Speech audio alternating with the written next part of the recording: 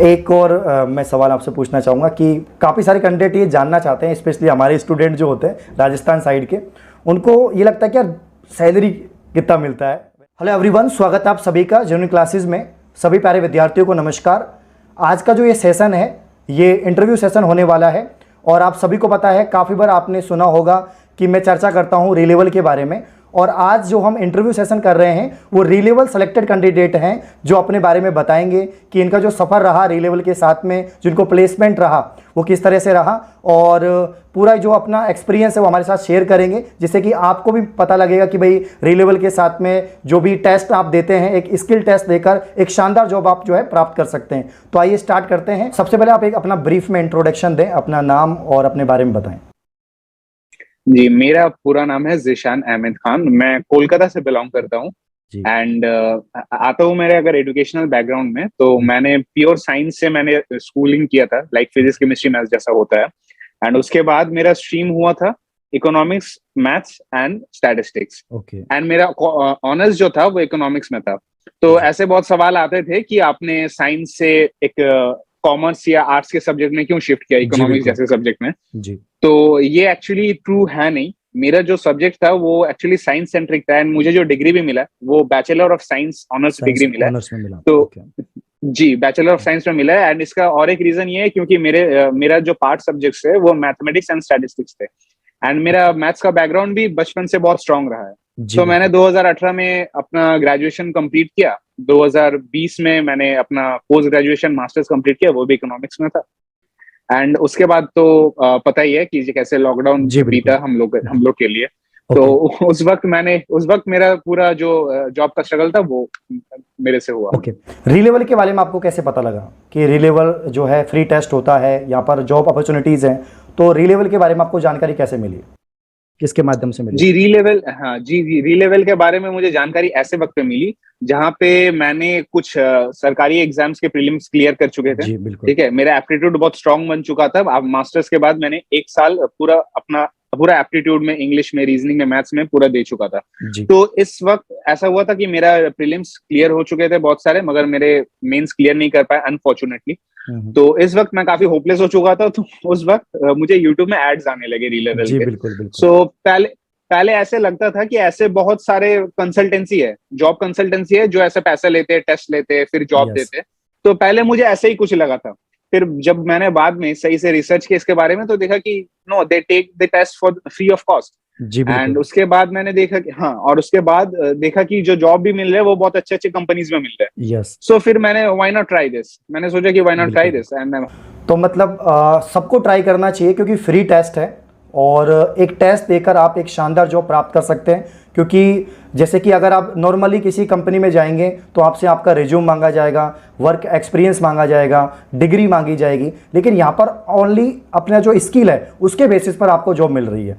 तो एक शानदार अपॉर्चुनिटी है। नेक्स्ट मैं आपसे जानना चाहूँगा कि ये टेस्ट कितनी बार दे सकते हैं और आपने कितनी बार दिया? तो आसान होता है, मुश्किल होता है, ये बताइए। हाँ, मैं एक एक्सपीरियंस शेयर करना चाहूंगा। तो मैंने YouTube में बहुत सारे इंटरव्यूज देखे थे बहुत सारे कैंडिडेट्स के जिन्होंने 1 से ज्यादा बार दिए। ठीक है, ऐसा कोई लिमिट नहीं है कि आप इतने बार ही दे सकते हैं टेस्ट। ठीक है, मगर मैंने ये टेस्ट फर्स्ट अटेम्प्ट में ही क्लियर किया था। एंड जितना YouTube में मैंने कुछ और भी रिव्यूज देखे थे टेस्ट के, तो उसमें जितना एग्जैजरेट किया गया था कि ये हार्ड होता है, बहुत ये होता है, वो होता है, तो मुझे उतना भी कुछ नहीं लगा मेरे एंड से। किसी को लग भी सकता है, मगर मेरे एंड से उतना भी कुछ नहीं लगा। बट हाँ, इसमें बहुत ज्यादा पेशेंस लगता है क्योंकि सुबह 10 बजे से आपको शाम के 5, 6, 7 भी बज सकते हैं। इंटरव्यू कंप्लीट होके, सारे फेजेस, सारे राउंड्स कंप्लीट होके होने में हम के 6-7 बज सकते हैं। So you have to be very patient on the day of the test. अच्छा, मतलब थोड़ा टाइम लगता है, पहले आपका टेस्ट होगा, उसके बाद में इंटरव्यू सेशन होते हैं, तो पूरा मतलब आपको पेशेंस रखना पड़ेगा थोड़ा सा। ठीक है, हाँ जी अरविंद, हाँ, पेशेंस रखना पड़ेगा और एक के बाद एक आप स्टेप क्लियर करेंगे तभी आप दूसरे स्टेप में अलाउ होंगे। तो ऐसे रहता है। जैसे क्या होता है कि प्राइवेट जॉब का एक फोबिया बना हुआ है कि इंग्लिश सब्जेक्ट अच्छे से आना चाहिए या स्पोकन आना चाहिए। तो आप मुझे बताइए कि री लेवल के थ्रू जो जॉब मिल रही है, जो कंपनीज में जॉब मिल रही है, क्या वहां पर इंग्लिश जरूरी है या नहीं? जी अरविंद, मैं इसके बारे में बताना चाहूंगा। जो आपका जॉब रोल होगा ना, उस जॉब रोल में शायद इंग्लिश उतना इम्पोर्टेंट नहीं है, मगर आपको अगर इंग्लिश सही से आता है तो वो आपके इंटरव्यू में काफी ज्यादा एडवांटेज होगा, क्योंकि इंटरव्यू का मीडियम आपका इंग्लिश में होगा। मतलब इंग्लिश समझ से रहे? हेल्प मिलेगी, मतलब काफी हेल्प मिलेगी। इंग्लिश से बिल्कुल। हेल्प मिलेगी। एंड इवन री लेवल का जो टेस्ट है उनमें जो फेजेस है, उसमें business email writing, business communication, and आपका ऐसा रहता है कि पिच राइट करना, ऐसा काफी राउंड्स रहते हैं। जी तो इनमें अगर आप गलत ग्रामर यूज करेंगे, गलत वोकेबुलरी यूज करेंगे, तो वो आपका टेस्ट में इफेक्ट जरूर गिरेगा। तो इंग्लिश, हाँ इंग्लिश इंपॉर्टेंट है, बिल्कुल मतलब इंपॉर्टेंट है। नॉलेज होना चाहिए, आपको थोड़ा आना चाहिए इंग्लिश जो है। हम्म। और स्पोकन इतना अच्छा फ्लुएंट हो या नहीं हो वो जरूरी नहीं है। जी। नहीं, ओके। स्पोकन फ्लुएंट होगा तो वो आपका जरूर एडवांटेज होगा, मगर ओके। नहीं भी होगा तो वो जॉब रोल के लिए उतना ज्यादा इंपॉर्टेंट नहीं है। ये इम्पोर्टेंट डिपेंड नहीं करते हैं, देखिए री लेवल में अभी काफी ज्यादा जॉब रोल्स इंक्लूड हुए हैं, जैसा कि है। Business analyst, HR manager. अगर आप मैनेजर का एक इंटरव्यू दे रहे हो तो वहां पे जरूर आपका स्पोकन इंग्लिश बहुत ज्यादा जी बिल्कुल इंपॉर्टेंट बिल्कुल, है हाँ। ना? अगर आप बिजनेस एनालिस्ट के इंटरव्यू दे रहे हो तो उसमें शायद स्पोकन इंग्लिश उतना ज्यादा इंपॉर्टेंट नहीं है। तो ये डिपेंड करता है जॉब रोल को। जैसे हमारे राजस्थान के स्टूडेंट हैं, तो राजस्थान के जो स्टूडेंट है वो थोड़ा इंग्लिश को लेकर ऐसे रहते हैं, सर प्राइवेट जॉब है, इंग्लिश थोड़ा रिक्वायर रहेगा, तो इंग्लिश हमारी अच्छी नहीं है, तो वो गवर्नमेंट जॉब की तरफ ज़्यादा जाते हैं। लेकिन अभी प्रेजेंट टाइम में जितना मुश्किल गवर्नमेंट जॉब है, जितना ज़्यादा भीड़ है, क्राउड है, उतना ही मुश्किल प्राइवेट जॉब लगना भी है। लेकिन एक ऐसा प्लेटफॉर्म जहाँ पर आपको ओनली एक फ्री टेस्ट देकर शानदार जॉब मिल रही है, तो ये मौका चूकना नहीं चाहिए। और जैसे कि कोलकाता से हैं आप, और राजस्थान के जो यूट्यूब चैनल हमारा राजस्थान से है, तो हमारे बहुत सारे स्टूडेंट राजस्थान से हैं, तो क्या राजस्थान के स्टूडेंट या कोलकाता के स्टूडेंट भी री लेवल का जॉब कर सकते हैं? ये मैं आपसे जानना चाहूँगा। जी देखिए, ये जो जॉब होता है ये ऑल इंडिया में आपका लोकेशंस रहता है, ठीक ओके। है?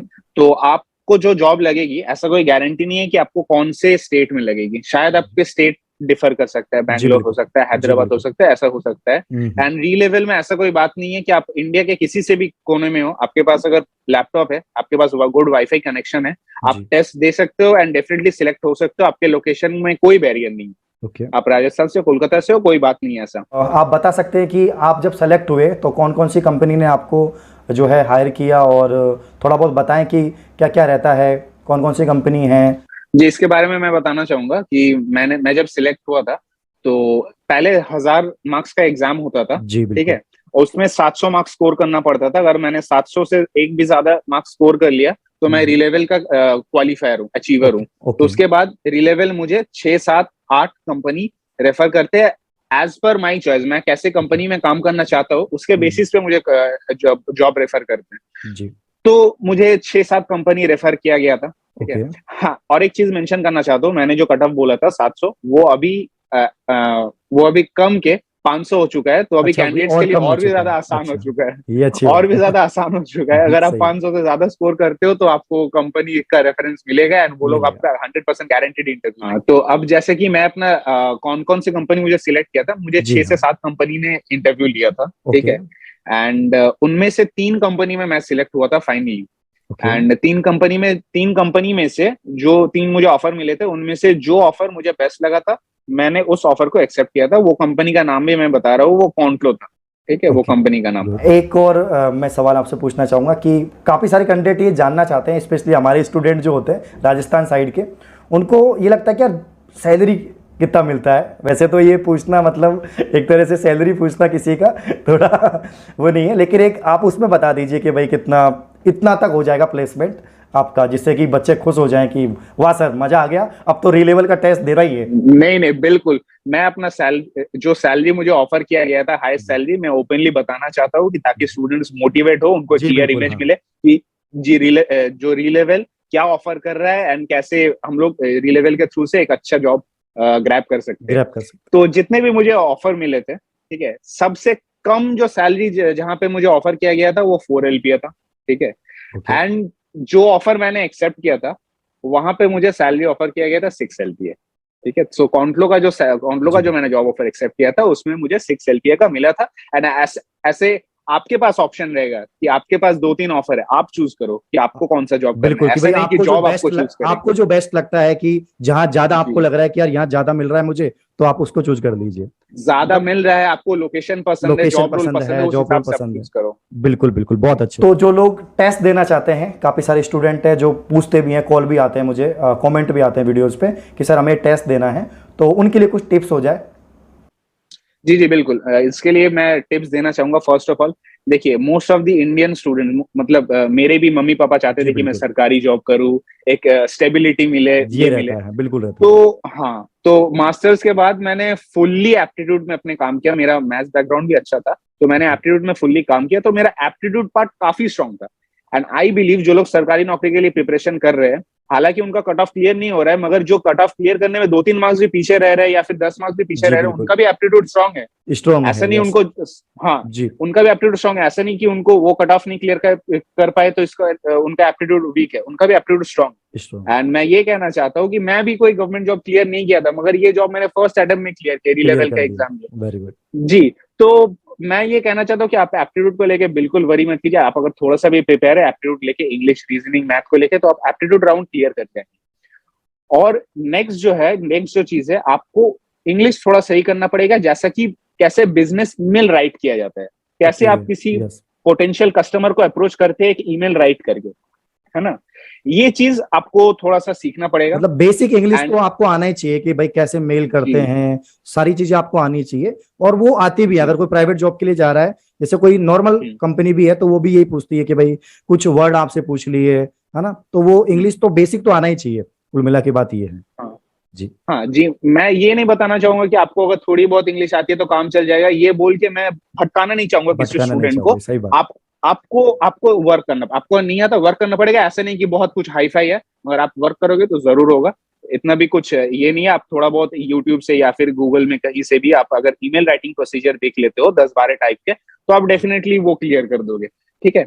एंड नेक्स्ट इज, एक राउंड होता है जहां पे आपका बिजनेस एक्यूमेंट चेक किया जाता है। Business acumen in the sense, business कुछ टर्म्स रहते हैं, एब्रीविएशंस रहते हैं, तो वो टर्म्स थोड़े आप देख लेना, आप गूगल कर लेना, ये बिजनेस एक्यूमेंट टेस्ट का जो टर्म्स रहता है वो थोड़ा आप याद कर लेना, तो इससे हो जाएगा।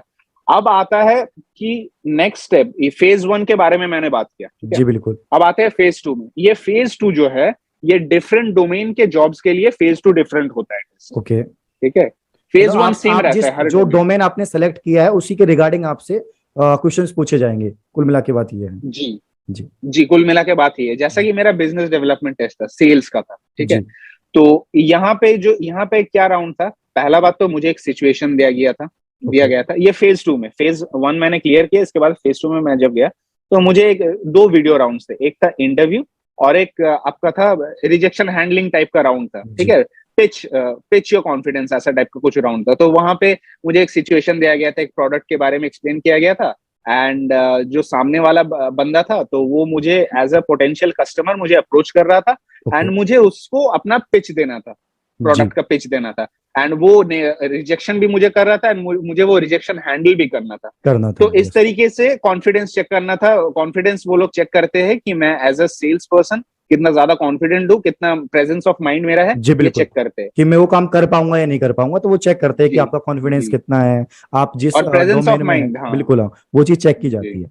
ठीक है, तो लगभग सभी जितने भी डाउट थे आपने क्लियर कर दिए हैं, और जितने भी स्टूडेंट्स देख रहे हैं, आपका जितना भी इंटरव्यू देखा स्टूडेंट्स ने, सबको अच्छा लगा होगा, और बहुत बहुत शुक्रिया आपका। लास्ट में यही बोलना चाहूँगा कि जैसे री लेवल की अभी 2 चीज़ चल रही हैं। एक तो फ्री टेस्ट होता है जिसके थ्रू आप जो है जॉब प्राप्त कर सकते हैं।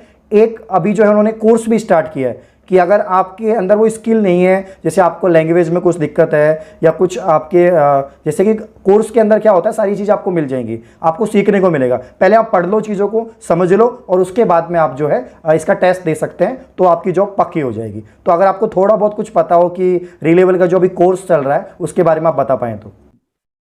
जी देखिए, मैं इसके बारे में एक ही चीज बताना चाहूंगा। अगर आप प्रिपेयर हो अच्छे से, ठीक है, तो मैं ये नहीं बोलूंगा कि आप री लेवल का कोर्स करो तभी आप दो, ऐसा नहीं बोलना चाहूंगा, है ना। क्योंकि अगर आप प्रिपेयर हो, आप पहले स्लॉट बुक करो, पहले टेस्ट दो, समझो। उसके बाद अगर आपको लगता है कि नहीं, आप इस टेस्ट के लिए अगर मतलब सूटेबल नहीं हो, तब आप जरूर कोर्स करो, है ना। मगर आपको अगर पता है कि आप कोर्स के लिए, ये एग्जाम के लिए प्रिपेयर नहीं हो, तो मैं बोलूंगा कि बिना टाइम वेस्ट किए आप डायरेक्ट कोर्स में जंप इन करो, ताकि आप भटको ना, आप इधर उधर की चीज ना पढ़ के जो टू द पॉइंट चीज है, जो एग्जाम लेवल के द्वारा पूछा जा रहा है, वही आप पढ़ लो, उसी पे आप फोकस करो। तो बहुत बहुत शुक्रिया जिशान जी, आपसे काफ़ी अच्छा लगा बात करके। तो आज आपके जितने भी डाउट थे री लेवल के रिगार्डिंग, वो सारे डाउट क्लियर हो गए होंगे। स्वयं जो है, जो रिलेबल सेलेक्टेड कैंडिडेट है, उन्होंने इंटरव्यू दिया है, जितने भी डाउट थे, जितने भी टॉपिक्स थे, सबके ऊपर हमने बात कर ली है। तो आप किसका इंतजार कर रहे हैं? लिंक डिस्क्रिप्शन में है, रिलेबल का जो टेस्ट है वो दीजिए और जॉब पक्की करिए। Thank you.